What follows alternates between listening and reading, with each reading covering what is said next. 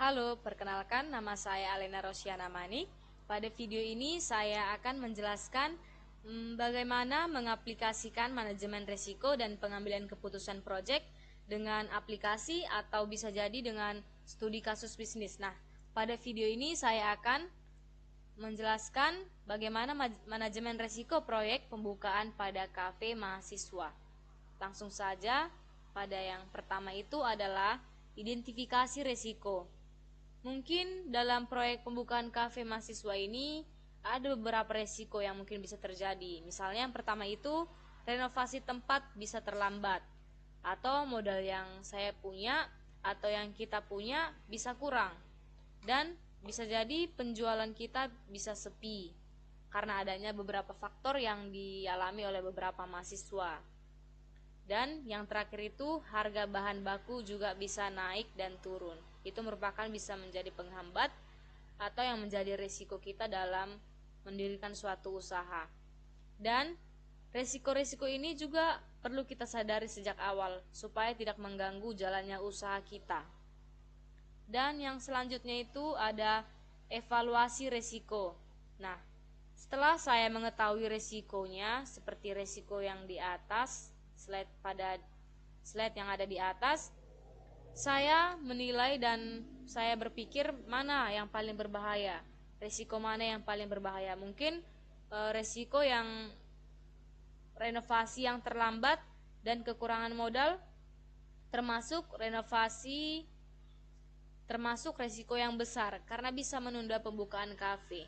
Dan penjualan yang sepi juga berdampak besar karena bisa itu membuat pastinya usaha kita akan mengalami perkembangan yang lambat. Dan yang selanjutnya ada mitigasi resiko. Nah, untuk mengurangi resiko yang tersebut yang sudah saya sebutkan di atas, saya membuat beberapa langkah pencegahan. Misalnya membuat kontrak atau perjanjian yang jelas.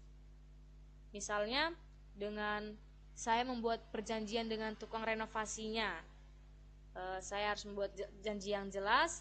Setelah itu saya akan menyiapkan dana cadangan. Saya harus mempunyai dana cadangan. Bisa jadi dana cadangan ini saya ambil dari tabungan saya sendiri, saya gunakan untuk keberlanjutan usaha kafe saya.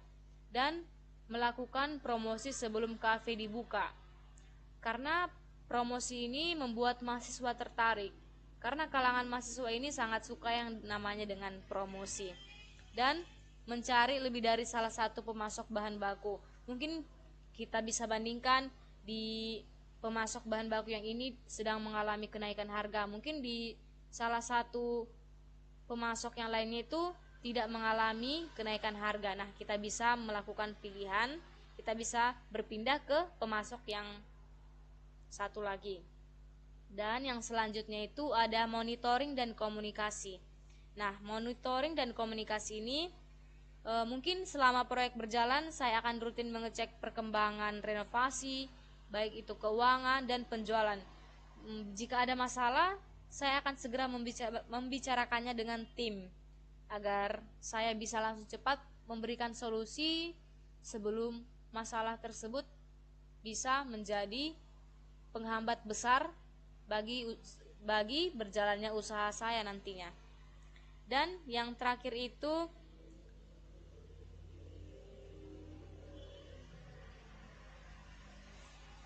dan sekianlah hasil dari video saya.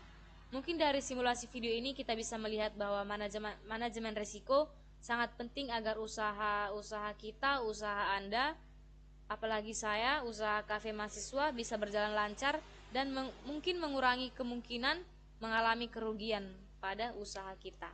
Semoga video ini bermanfaat. Jika ada kesalahan kata, saya ucapkan maaf dan terima kasih.